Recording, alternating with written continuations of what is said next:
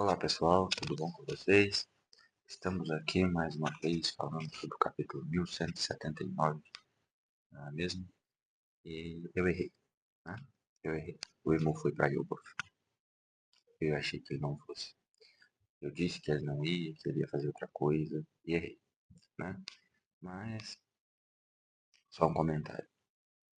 Emo é corno. O Oda confirmou. Enfim, o capítulo começa exatamente de onde o 1178 parou, não é mesmo? O Emo tá lá no Salão das Flores, e ele tá simplesmente dizendo para os Gorosei, ó, eu vou sair daqui. E, bom, é, o grupo, né, dos cinco anciões parece bem contrário a isso, não é mesmo? Quatro deles, né? O Garlin não está muito, vamos dizer assim, preocupado com isso. Até porque ele sabe que não adianta, né? E assim, vou falar no Garlin, acabou de assumir o papel, está querendo mostrar serviço, enquanto os outros quatro estão lá naquele salão onde eles vivem lá. O Garlin chega preocupado, puxando a orelha de todo mundo, né? Tipo, o que vocês estão fazendo aí, né? Estão achando que o ataque já acabou, o Shamrock voltou, mas as coisas ainda não se resolveram, né?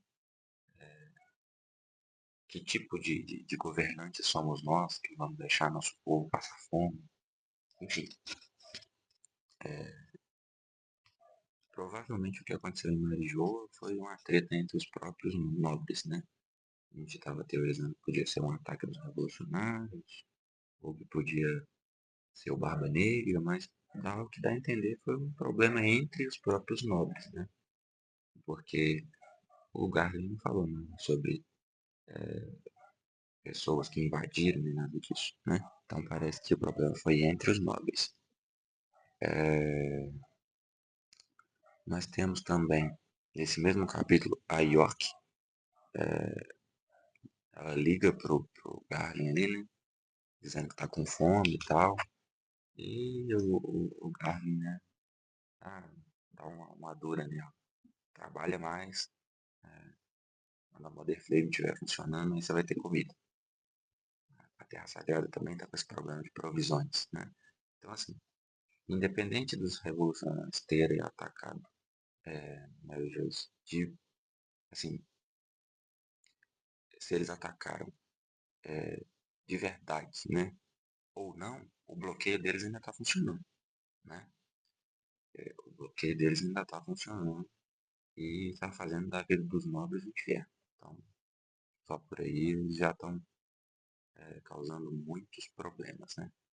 A galera tá ficando sem lagosta, sem vinho, sem, né, comida em geral.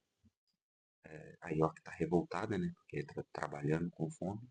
E o Garen fala pra ela parar de encher o saco e voltar a trabalhar, porque ela tá trabalhando pouco. E aí, né, o Garmin começa a pontuar algumas coisas, né?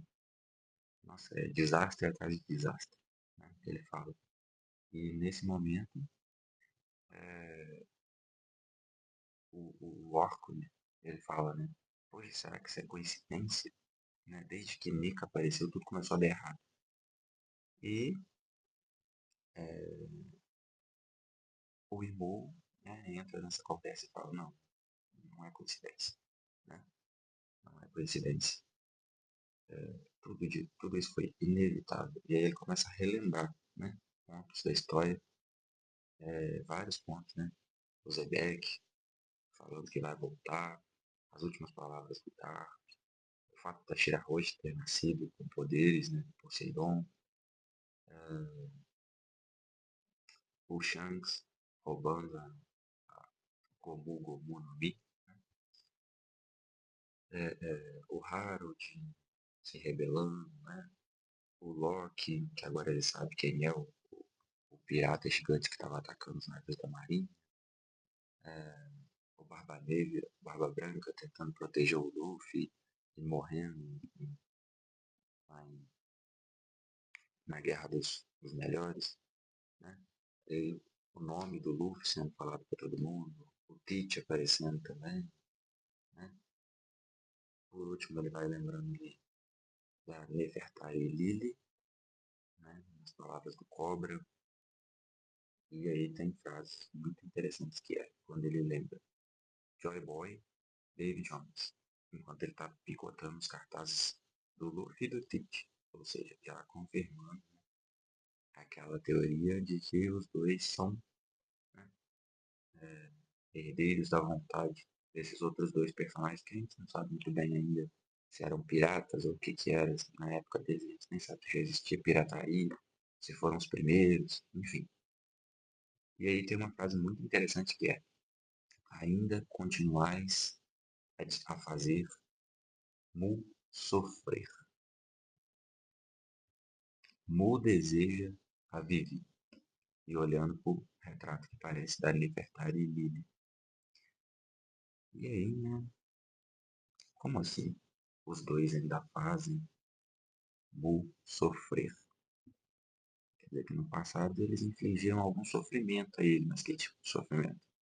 Será que eles causaram algum prejuízo de verdade lá na aliança dos 20 reis e é isso que ele guarda como sofrimento? Ou será que é alguma coisa mais pessoal? Porque parece, né, que Mu tinha um certo apego com a Nefertari Lily e ele se sentiu traído por ela quando ela sumiu junto com os Poneglyph. Só que tem algo aí que envolve Joy Boy e Dave Jones que a gente tá tudo meio nebuloso ainda, né? Não dá pra cravar o que que é. A gente nem sabe ainda que tipo de pessoa era Dave Jones, né? Muito se teoriza de que ele podia ser um inimigo do Joy Boy, mas talvez não fosse exatamente um inimigo, né? Talvez ele fosse só, eles tivessem ideias antagônicas, mas não fosse necessariamente um inimigo, né? Será que Dave Jones era o rei do reino antigo e Joy Boy era um desertor que se tornou o primeiro pirata? Mas aí onde que entra Mu nessa história, né? E a Lily com o reino de Alabasta, que teoricamente é muito longe da última ilha, né? Onde que entra ela, né? Ainda tem muita coisa muito nebulosa, né? Eu ainda quero fazer um vídeo ainda sobre uma teoria minha de que a última ilha, né, Laugh Tale, é, ela deve estar bem próxima da Red Line. Ainda quero fazer esse vídeo ainda. Porque se você parar para pensar, a aventura começa na Red Line, né, na Montanha Reversa. Aí eles atravessam metade do mundo e chegam na Red Line de novo. Porque a Red Line circula o mundo, né? Eles chegam no final do paraíso, onde está a Red Line de novo. Onde tinha o quartel-general da Marinha, Sabaori, aquilo tudo ali. E eles passam por baixo da Red Line, Ilha dos Homens Peixe, e começam a navegar na segunda metade do mundo, né? Que é o Novo Mundo, né? E aí eles querem chegar no final dessa segunda metade, ou seja, eles vão voltar para perto da montanha reversa, né? E aí tem umas teorias que eu já vi na internet, que muita gente fala que a montanha reversa provavelmente é o que sobrou de um golpe do Joy Boy durante a última guerra, né? A guerra do Reino Antigo contra as 20 alianças, né? Então, se você parar para pensar, ele saiu da ilha dele e foi até a Red Line e usou esse último golpe dele, né? Pode ser um golpe com Uranus, pode ser um golpe dele mesmo, mas provavelmente a última ilha está bem perto do começo da jornada. E é por isso que se vocês repararem lá no mapa, é, não tem como você vir direto para um novo mundo. A Montanha Reversa, ela tem 4 canais que sobe dos 4 blues e um canal que desce para o paraíso. Ela não tem um canal que desce direto para o novo mundo, porque senão você ia começar a jornada do final, né? E teoricamente você estaria muito perto lá da última aí, né? Eu ainda vou fazer um vídeo inteiro ainda sobre essa teoria minha. Eu não vejo muita gente falar sobre isso na internet, mas vou fazer, entendeu? É, mas continuando aqui, né? Depois que ele fala sobre a Vivi, aí a gente, né, a câmera entre aspas, né? O próximo quadro é um quadro mais aberto, né, da Sala das Flores como um todo, mostrando que tem um círculo de invocação ali no meio, que a gente não sabe se aquele círculo já existe ali ou se ele criou aquele círculo ali agora. Apesar de que eu acho que ele é criado naquele momento, né? Tem até umas coisinhas em volta ali que parece fogo, né? E aí ele fala, tudo isso já começou há muito tempo,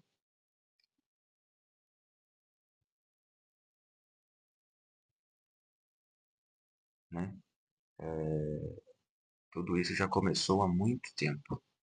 E os Gorosei insistindo com ele, Musamã, Musamã, não saia. E ele, deixa a terra sagrada em vós, deixa a terra sagrada convosco. E aí eles tentam insistir com ele, e Musamã, mas o Senhor no mundo inferior irá. E aí, enfim, quando o Garlin chama atenção, né? Não temos autoridade para detê-lo. Né? E ele sai. Né? Não há quem possa pará-lo. E aí o Imu some dentro daquele círculo. Né? A gente tem um frame ali da Terra Sagrada de longe. O que parece ser a Redline meio que tremendo assim, quando o Imu sai. Né? E eu, né? Onde eu falei que ele não ia. E ele foi. Quando ele chega em Elbert, né? Tá todo mundo assustado ali com os cavaleiros sagrados se juntando, né? Eles se colando de novo. É, a Gerd tentando colar ele. Tentando não, né? Observando que ele se junta de novo. Ela ainda brinca que é como se fosse um imã, né? E o Sommers ameaçando que vai matar ela de maneiras horríveis e tudo mais, né? E aí eles reparam que o coração do Sommers é de metal, né? E aí o Zoro brinca. E se a gente esmagar essa coisa, será que ele morre? E o Sommers faz uma careta que dá a entender que sim, se mata, se esmagar aquele coração, ele morre, né? É, na escola da Morsa, né? O Jinbe tá lá junto com o Frank. O Frank faz um comentário sobre como o Sop tá todo quebrado, que era melhor se ele virasse um ciborgue, né?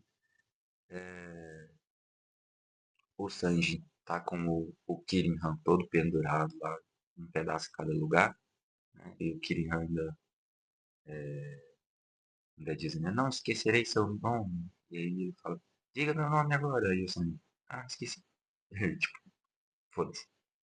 E aí temos, né, uma explicação do Loki, né, pro Luffy, né, que também é uma explicação pra gente, né, o Oda falando, calma, a, a menina ainda vai falar, né, que é a Gunko presa lá dentro do gelo, e enquanto o Luffy, né, tá reclamando que a comida tá congelada e ele não consegue comer, o Loki explica pra gente que o gelo é instantâneo, ele surge instantaneamente, mas é só o Ragnar que pode descongelar ele, né? Isso me faz lembrar de um certo chapéu de palha gigante que está congelado, né, lá na Terra Sagrada. Será que é o chapéu de Nika? A gente viu que o deus da guerra lutou contra Nika, ele possuía o Ragni tem poder de congelar, tem um chapéu de palha gigante. Será que é o chapéu de Nika? Vamos ver, né? Tá congelado lá até hoje, a gente teorizava que era por causa das criptas, né? Mas apareceu um personagem com poder de congelar. Não sei. Né? Enfim, a Nami está observando o horizonte, ela vê que as coisas começam a mudar e do nada cai um raio negro gigantesco, acompanhado de outros depois, né? E aí, todos os gigantes apavorados, todo mundo começa a observar quando surge um puta círculo mágico, um pentagrama no meio por cima do castelo alto. Bom, todo mundo começa a observar que esse círculo, ele começa a mexer com a paisagem em volta, né?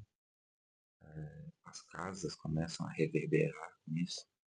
Parece até a Soro Soro no Mi, da Big Mom, né? Depois as árvores também, tem tambores tocando, né? Os tambores da opressão. E parece que envolve toda a Elbaf, né? Com uma aura maligna ali. que também tem a sua própria música, né, tocando. Todos os gigantes, todo mundo apavorado, observando o que está acontecendo, né? E aí, um raio só cai no castelo. E aí, o Haki, né, começa a extrapolar dali, né? O Haki do rei começa a derrubar crianças, alguns gigantes, né? O, o, o, o Loki e o Luffy estão olhando para lá, reconhecendo, né, o Haki, né? E eis que Imu, né? O Mu aparece dentro da sala do trono ali, né, do Castelo Áureo, exatamente onde o é, Harold tinha construído o Círculo Mágico, né? E o Mu parece um pouco debilitado, né? Ele tá tremendo ali, né, arfando, tem uma poça no chão, parece sangue, né? Então deve ser por isso que os Gorosei estavam alertando ele para não sair, né? E aí ele começa meio com uma transformação bizarra ali, parte do castelo cai, né? É, parte do castelo desaba, né? Uma torre do castelo parece que desaba. E aí temos, né, um quadro onde está mais distante. E a gente vê que toda a Elba filmar em volta está começando a reverberar aquele haki ali, né? As casas continuam se transformando, tudo continua muito forte ali naquela, em volta. O Kirin e o Sonas, eles reconhecem que é Imu, né? E eles ficam apavorados. Como assim? Né? Grande mestre, ele veio pessoalmente. E aí os gigantes começam a observar que no topo de uma das torres do castelo surge uma figura, né?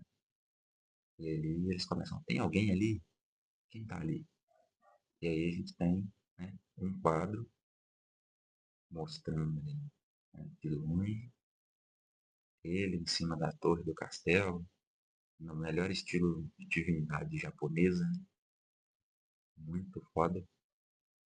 E embaixo tem a plaquinha de identificação, né? Uma plaquinha um pouco mais estilizada, escrito Criador do Governo Mundial. Um dos 20 primeiros. Poder Fruta do Diabo. E assim, é, o que dá para entender dessa, desse contexto aí é que parece que Imo tem uma forma que ele usa no dia a dia e aquilo é uma transformação, né? E quando ele usa essa transformação, parece que ele gasta bastante energia, né? Então, assim, eu vi muita gente falando que a teoria de ele estar possuindo o corpo da Vivi foi descartada. Eu não concordo muito, não. Eu acho que ainda pode acontecer ainda. Naquela forma base dele, silhueta, pode ser que seja o corpo da Vivi ainda, né?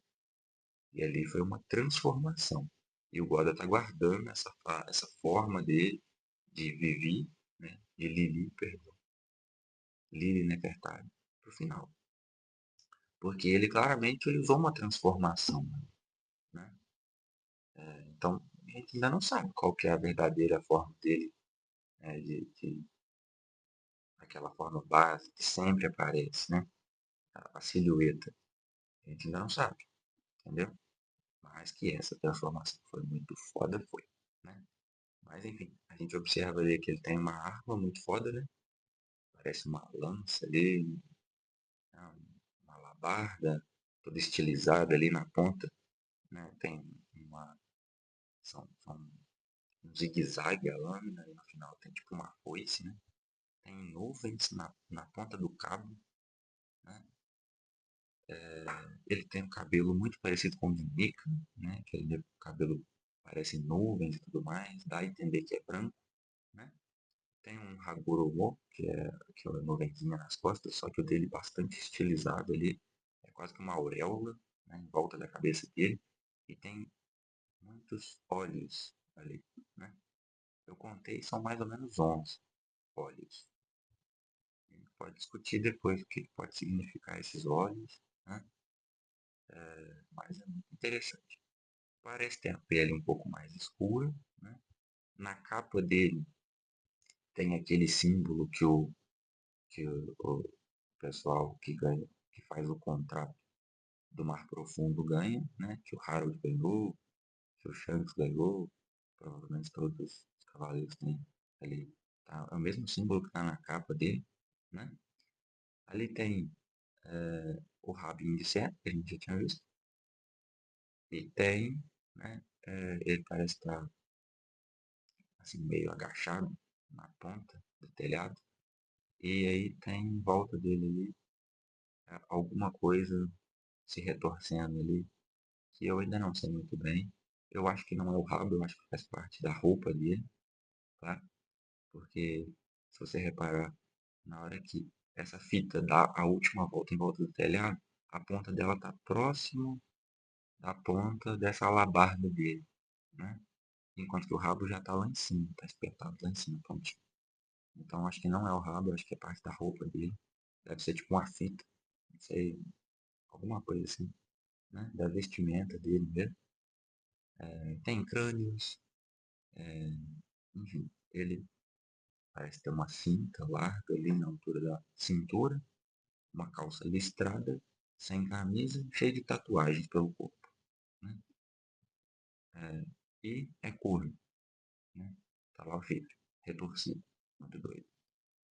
E, enfim, a primeira imagem é muito boa, né? Exalando haki, os raios negros em volta, tudo mais. E assim, passa, quando você olha para o lado, né, tem a outra imagem, que aí é uma imagem, né, do rosto dele, mais próximo. Ele tem um olho muito parecido com um Rinnegan, né? Tem uma tatuagem de um olho na mão, já vi muita gente teorizando sobre o olho de Horus, né, essa coisa toda. O olho esquerdo dele está coberto e parece ter tatuagens que saem desse olho em direção ao resto do corpo. A pele mais escura, chifres escuros, cabelo claro, né?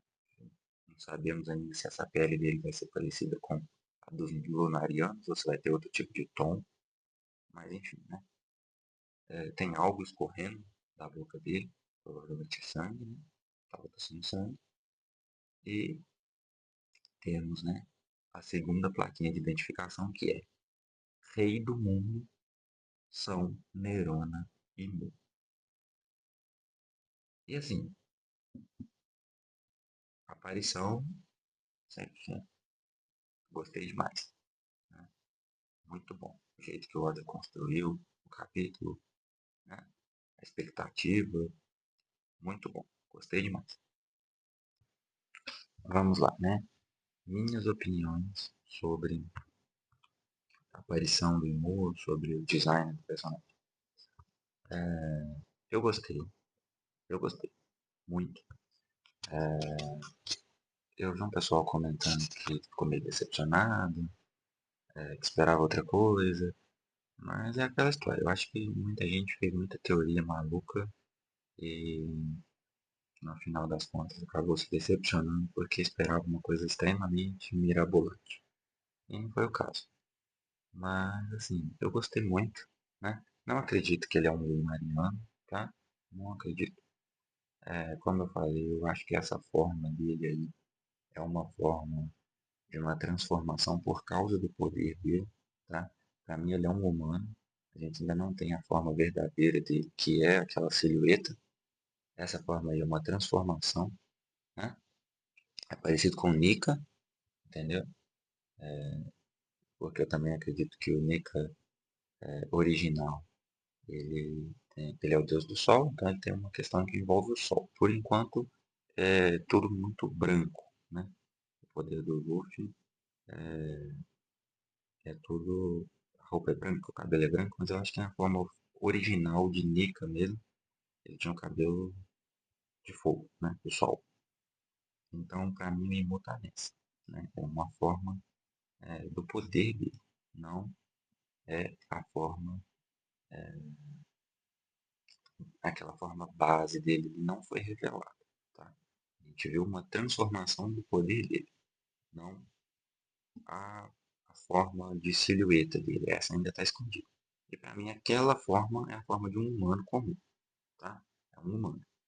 Ele era um dos 20 reis, ele era um humano, tá? Aqui ele se transformou, né, no que muita gente poderia chamar de o diabo da fruta, talvez. Porque o poder dele, está escrito lá, né? Poder, fruta do diabo. Não quer dizer que ele pode conceder, não pode criar frutas, mas ele pode conceder poderes, talvez, né? Aquele ali é o diabo da fruta, entendeu? É o poder diabólico que existe em cada fruta, para mim é o que está exemplificado ali. Então, assim, eu gostei, né? Apesar de acreditar que essa não é a forma original dele, é só uma transformação, mas dessa transformação eu gostei muito, né? Para mim ele parece uma união de várias raças, né? Ele não tem o fogo, não tem as asas, então ele não é, tá? Mas a cor da pele pode ser que tenha alguma coisa a ver, né? O cabelo branco, mas ao mesmo tempo ele tem chifres parecidos com o da Yamato, que a gente ainda não sabe muito bem sobre os Oni, né? Tem toda essa questão do Oni ainda, que é um mistério. E assim, pra mim, eu achei muito foda. Achei muito foda, gostei demais. Tá? Gostei demais. Espero que no próximo capítulo a gente tenha mais alguma informação interessante, tá? Mas pelo menos vai mostrar ele mais de perto, a gente vai ter uma noção melhor do que são aquelas tatuagens dele, né? Talvez ele tenha um terceiro olho na testa escondido atrás dessa franja aí, não sei, vamos ver. Tem muita gente comparando ele com a Kaguya do Naruto. Pode ser que tenha alguma coisa a ver mesmo no visual do personagem. Mas enfim, pra mim, revelação de São e Muneron, muito bom. Eu gostei demais. Agora vamos acompanhar para saber como que vai ser, né, o próximo capítulo. Mas assim, já adianto. Tem que morrer uma galera aí, tá? Tem que morrer, né? Esse cara tava preso lá naquele castelo há 800 anos. Primeira vez que ele põe o nariz pro lado de fora, tem que fazer uma chacina. Não espero nada menos que isso, entendeu? Infelizmente, tem que morrer gente. Tem que morrer. Senão, eu não vejo por que ele ia sair de lá, sabe? Lembrando outra coisa também, né? O Sop entrou na mente do irmão, né? Chamou ele pro fight, chamou ele de covarde e ele foi. Então agora foi com sangue no olho, né? Então assim, tem que morrer, gente. Tem que morrer. O Oda não é fã disso não, mas não sei. Não sei o que vai acontecer não, mas ainda quero pensar melhor sobre todos esses acontecimentos e tudo mais. Formular alguma teoria para o próximo capítulo. Pensar direitinho o que pode acontecer, mas a única coisa que eu espero é uma chacina. A gente ainda não sabe exatamente nem o que ele foi fazer, né? Parece ter alguma coisa a ver com Loki e Luffy, né? Será que ele foi lá tentar sequestrar os dois? Levar de volta para Marijoa? Ou ele foi lá tentar matar os dois pessoalmente? Não sabemos, né? Mas, de qualquer maneira, eu espero que tenha uma chacina no próximo episódio, no próximo capítulo, porque a presença dele é muito intimidadora. Né? Então tem que ter um